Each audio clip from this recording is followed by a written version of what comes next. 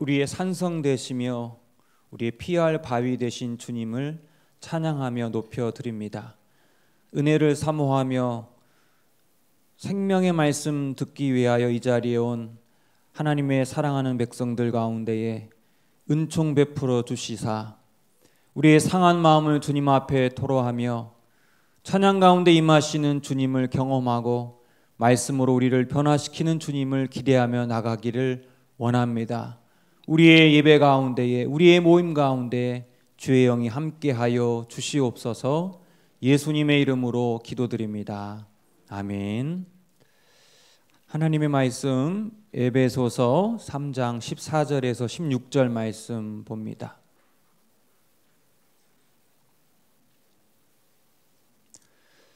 에베소서 3장 14절에서 16절 말씀 한 목소리로 같이 보겠습니다. 시작.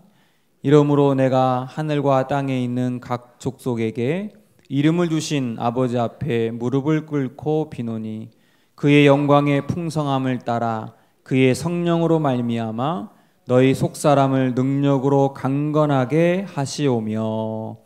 아멘. 할렐루야. 우리는 어떤 사물과 또 어떤 사람의 진짜 가치를 말할 때에 진가라고 말을 합니다. 뭐라고요? 진가.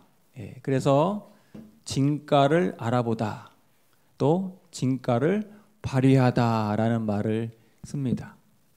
마태복음 13장에 보면은요, 예수님께서 천국 하나님 나라의 진가를 우리에게 설명을 할 때에 여러 비유를 말씀하는데요. 그 중에 하나가 진주 장사꾼 비유를 하셔요. 어느 날 진주 장사꾼이 값진 진주 하나를 만나게 됩니다. 그리고 진가를 발견한 거예요.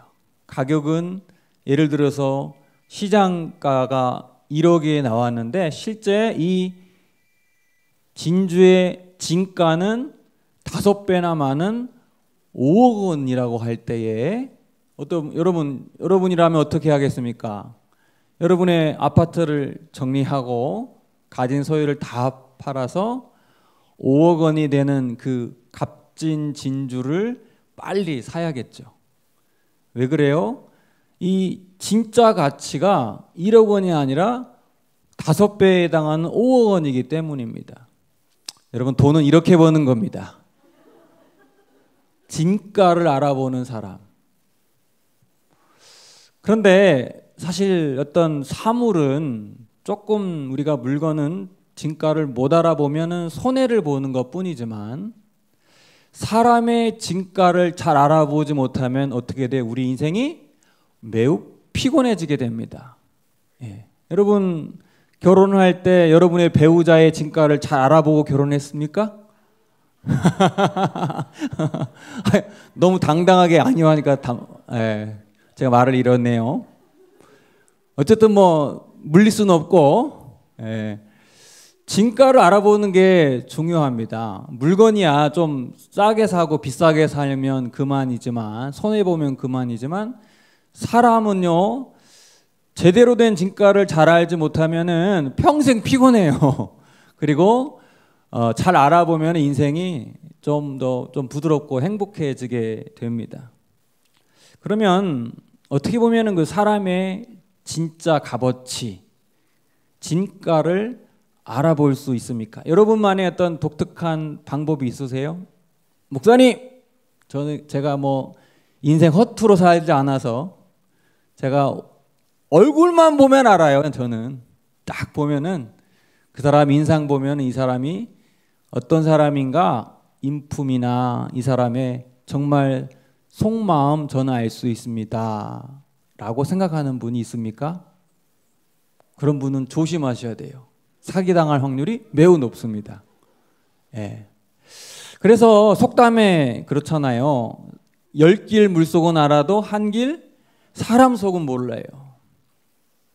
이것이 바로 우리 사람의 마음이라는 거예요. 쉽게 우리가 이 사람은 이럴 거야 라고 생각하지만 사실 틀릴 확률이 많습니다. 왜냐하면 사실 사람을 누군가를 속이려면 사기꾼은요 얼굴이 우리 최기현 목사님처럼 아주 잘생겨야 돼요. 그리고 말도 아주 잘해야 돼요. 아니 속아 넘어가야 하니까 최 목사님이 사기꾼이라는 말이 아니라 조심하셔야 돼요. 진짜 모습을 알아보는 것은 왜 어렵냐면 사람의 눈이 향한 거는 마음이 처음부터 어떻게 보입니까? 그 사람의 얼굴 모습, 인상착의를 보면서 자기도 모르게 이 사람 인상이 좋으니까 좋은 사람일 거야 라는 착각을 한다는 거예요. 물론 맞을 때도 있지만 또한 틀릴 때도 많다는 것이죠. 그것이 어려운 게 여러분 사무엘을 생각해 보세요. 사무엘이 얼마나 기도를 많이 하고 하나님의 예언의 말씀을 받는 그 선지자 아닙니까? 어느 날 이새의 아들 가운데에 장차 그 왕이 될 사람이 있을 것이니 기름을 부으라 하고 갔는데 처음부터 다윗을 알아봅니까? 못 알아봅니까? 맨날 새벽 기도하고 막 부르짖고 기도 하나님의 음성을 들어도 다윗을 못 알아본다니까요. 왜냐하면은 이새가 아들을 다 하나씩 보여줍니다. 사무엘 앞에서 잘생기고 힘이 센 큰아들 엘리압을 보니까 너무 마음에 들어요. 야, 하나님이 예비하신 이 사람이 바로 이스라엘의 왕이 되겠구나라고 깜빡 속는 것입니다. 누가요? 사무엘이 속았다는 거예요. 그러니까 하나님께서 사무엘에게 말씀합니다. 내가 보는 것은 사람과 같지 아니하노니 사람은 뭘 봐요? 외모를 보거니와 나 여호와는 사람의 중심을 보느니라. 할렐루야. 아멘. 여러분 우리가 아무리 사람의 속을 들여다봐도 우리는 사람의 속을 잘 못 봐요. 우리는 중심을 보기가 어렵다는 거예요.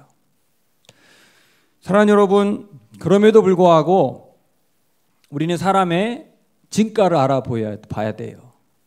그럼 어떻게 알아봐야 하는가? 오늘 말씀에 보면은요, 오늘 보기 전에 제가 일반적으로 우리가 알 수 있는 방법이 첫째는요, 식당에서 젊고 그 어린 알바생들을 어떻게 대하느냐의 모습을 보면은 그 사람의 속사람, 그 내면이 보입니다. 무슨 말이냐면 자기보다 약하고 자기보다 의린 사람들을 향하여 어떤 태도를 보이느냐, 여러분 그것을 잘 보면 그 사람의 속을 알 수 있다는 거예요. 우리는 강한 사람들 앞에서, 높은 사람들 앞에서 얼마든지 굽신거리고 상냥하게 할 수 있습니다. 대부분 사람들이 그렇게는 하는데 자기보다 어리고 약하고 또 낮은 사람들에게는 쉽게 우리가 반말을 하거나 무례하게 하거나 또 거들먹거릴 때가 있습니다. 그런 사람들의 속은 어때요? 진가가 좋지 않다는 거예요. 그런데 높은 사람이든 낮은 사람이든 한결같이 예의 바르고 감사합니다, 고맙습니다 라고 하는 사람들의 진가가 있다는 거예요. 두 번째는요, 그 사람의 진가를 알아보려면 위기와 고난의 순간에 그 사람이 어떻게 행동하는가를 살펴보면 됩니다. 그러니까 진가를 알아보는 것은 사실 좀 시간이 걸리는 거예요. 위기의 순간과 고난의 순간에 그 사람이 어떻게 행동하는가. 잘 될 때는 믿음이 좋은 것 같지만 뭔가 일이 풀리지 않을 때, 망했을 때 그 사람이 한결같이 하나님을 바라보느냐, 그런 사람은 정말 하나님 보시기에 아름답고 그 진가 있는 사람이라는 거예요. 이런 속담이 있습니다. 겨울이 다 되어야 소나무가 푸른 줄 안다. 무슨 뜻인지 아시겠죠? 봄과 여름에는 다 파라니까 나무가 다 파란 줄 아는데 이렇게 가을이 지나고 나뭇잎이 우수수수 떨어지면은 뭐가 남아요? 소나무. 소나무는 상록수잖아요. 야, 소나무가 파랬구나.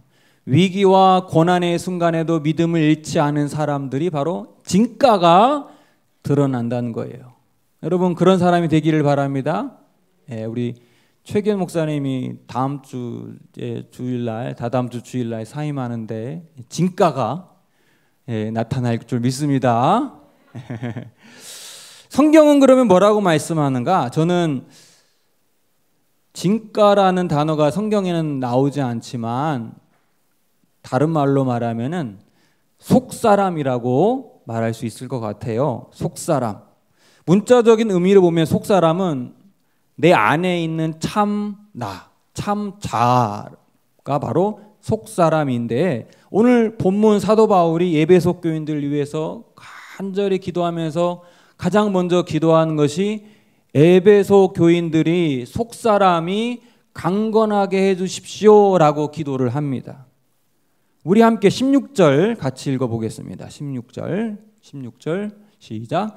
그의 영광의 풍성함을 따라 그의 성령으로 말미암아 너희 속사람을 능력으로 강건하게 하시오며. 아멘. 너희 속사람을 능력으로 강건하게 해 주십시오라고 기도하는 겁니다. 이것은 이제 거꾸로 말하면 우리가 에베소 교인들이 속사람이 약할 때가 있다는 거예요.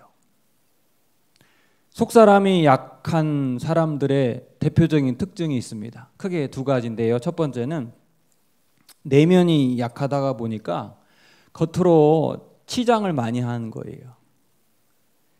외형을 좀 화려하게, 좀 과하게 화려하게 하는 거예요. 또 센 척하고 아는 척 많이 하는 겁니다. 왜냐하면은 자기가 약하니까 이 약함을 드러내지 않으려고 화려하게 하고 많이 아는 것처럼 하고 센 척하는 거예요. 겉모습에 많이 신경을 씁니다. 사람들의 평판을 매우 중요하게 생각을 합니다. 사회적으로 높은 위치에 있는 사람들 가운데에 이런 속사람, 내면이 약한 사람들이 이래요. 굳이 그렇지 않아도 되는데 막 비싼 이렇게 명품 가방을 이렇게 메고 다니는 거. 한두 개는 괜찮습니다. 대표적으로 성경에서 보면은 사울 왕이 그랬던 것 같아요. 사울 왕이 왕이 된 다음에 하나님을 두려워하기보다 이 백성들이 나를 어떻게 생각할까, 이게 매우 예민했습니다. 그래서 전쟁터에 나가기 전에 보통 사무엘 선지자가 와서 제사를 드린 다음에 전쟁터에 나가야 하는데 사무엘이 늦게 들어오는 거예요. 늦게 오는 거예요. 약속 시간에 안 오는 거예요. 그러니까 불안합니다. 백성들이 막 흩어지니까 이 불안을 잠재우기 위해서 이 예언자가 해야 할 제사를 왕이 그냥 해버린 거예요. 사무엘이 와서 아주 하나님의 이름으로 꾸짖죠. 또 다윗이 골리앗을 무찌르고 사람들이 사울은 천천히고 다윗은 만만이다 막 사람들이 좋아하니까 사울의 마음 가운데 불안한 거예요. 다윗이 내 자리를 빼앗는 것 아니야 라고 하면서 그날부터 계속해서 다윗을 유심히 보면서 다윗을 죽이려고 하는 것입니다. 속사람이 약한 사람들의 모습이 이 사울에서 잘 나타나요. 사무엘상 말씀을 보면은 사울이 감정이 늘 이렇게 막 왔다 갔다 해요. 다윗을 막 죽이려고 했다가 다윗을 통해서 막 수금을 연주하면서 마음에 평안을 얻기도 하고 막 이랬다 저랬다.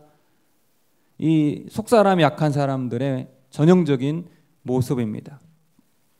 또 속사람이 약한 사람의 두 번째 특징이 좀 내면이 약하다 보니까 자신감이 없고 잘 위축이 돼요. 상처를 잘 받아요. 누군가 이렇게 얘기하면은 나 흉보는 거 아닌가.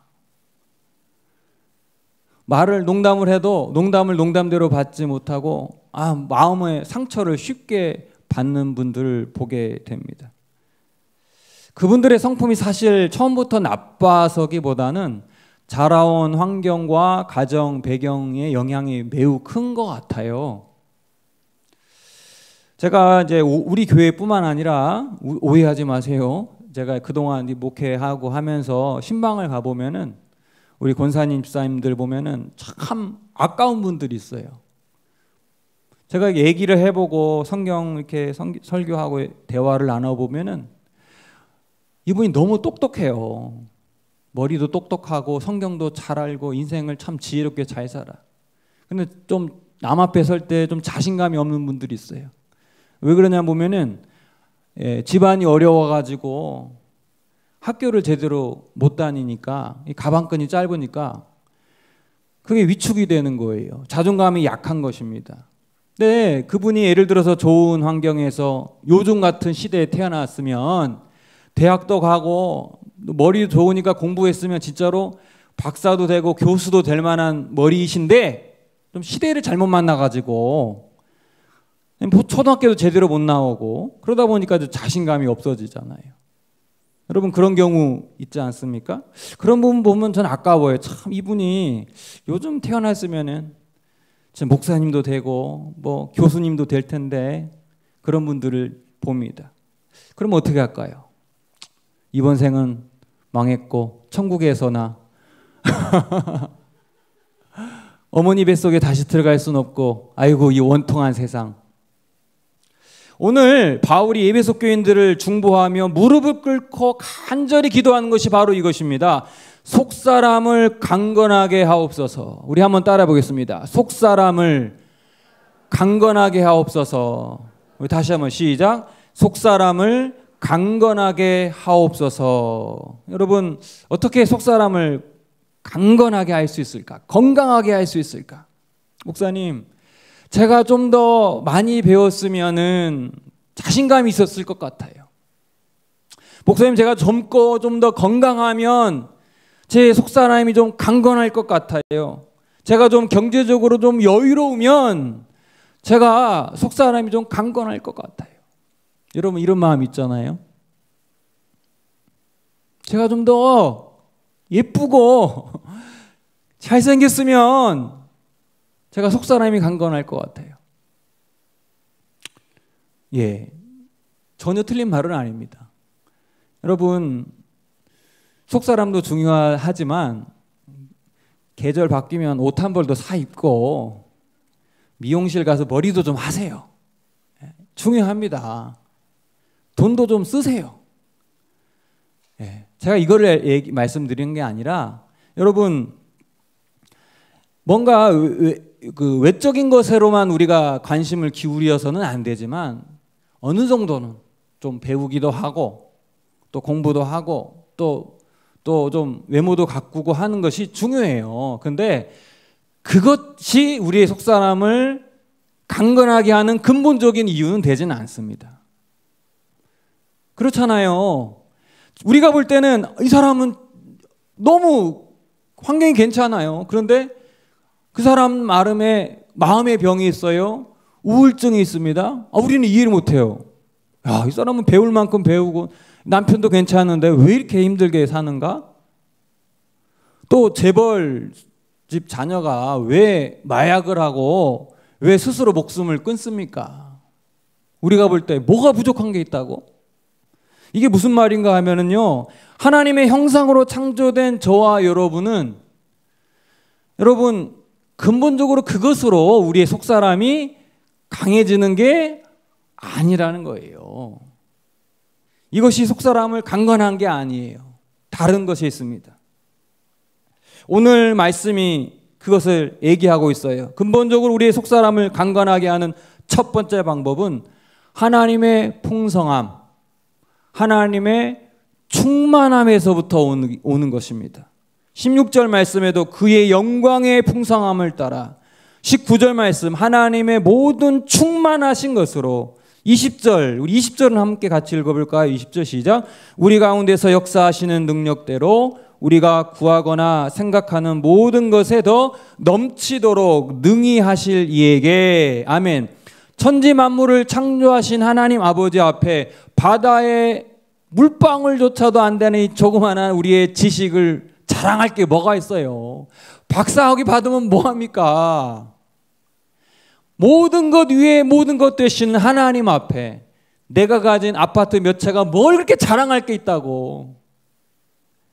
생명과 죽음의 주관자 되신 우리 하나님 앞에 우리의 건강과 젊음을 자랑할 게 뭐가 있겠습니까?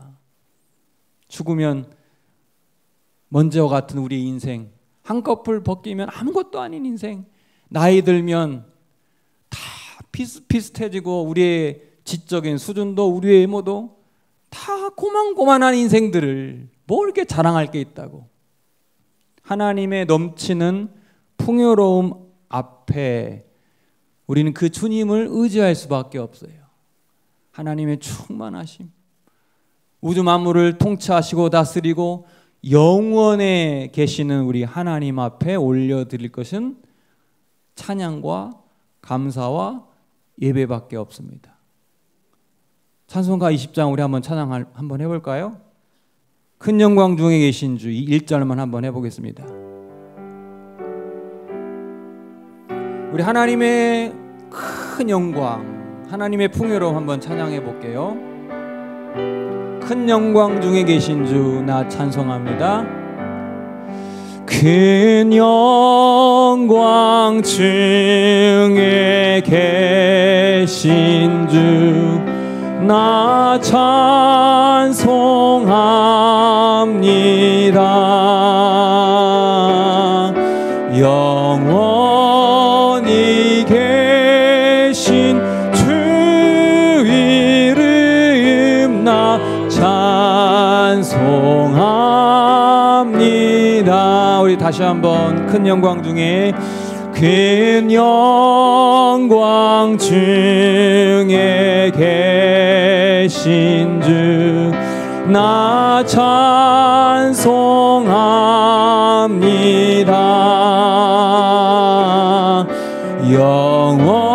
영원히 계신 주 이름 나 찬송합니다.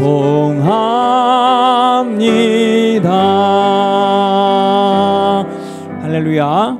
여러분 앞에서 막 잘난 체 하는 사람들, 가진 것 많고 주눅 들지 말고 그때마다 큰 영광 중에 계신 주 막 하나님께 찬양하세요. 하나님의 풍요로움, 하나님의 충만함.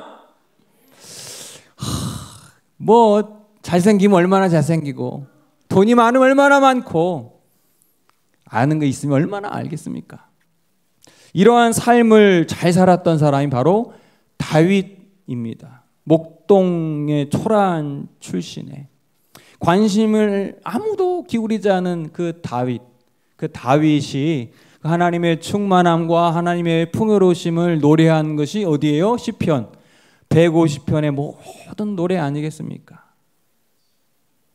나의 힘이 되신 여호와여, 내가 주님을 사랑하나이다.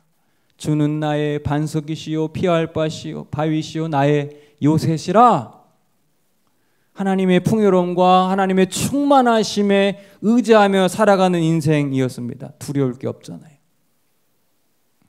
이것이 바로 우리의 속사람을 강건하게 하는 첫 번째 방법, 하나님의 충만하심, 하나님의 풍요로움에 의지하며 살아가는 인생 되기를 바랍니다. 두 번째는 속사람을 강건하게 하는 방법, 하나님이 나에게 주시는 은사를 귀히 여기는 것이에요.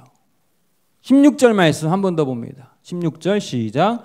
그의 영광의 풍성함을 따라 그의 성령으로 말미암아 너희 속사람을 능력으로 강건하게 하시오며. 고린도전서 12장 말씀 보면 성령의 은사가 나오죠. 하나님께서 여러분 각자의 재능에 맞게 그 한 성령 안에서 각각의 은사를 주셨습니다. 병 고치는 은사, 또 방언의 은사, 예언의 은사, 통변의 은사. 근데 오늘로 말하면은 하나님께서 우리에게 주시는 찬양의 은사, 가르침의 은사, 기도의 은사, 위로의 은사. 어떤 분은 얘기하면 사람을 참 편안하게 하고 위로를 주는 사람이 있습니다. 그분은 위로의 은사.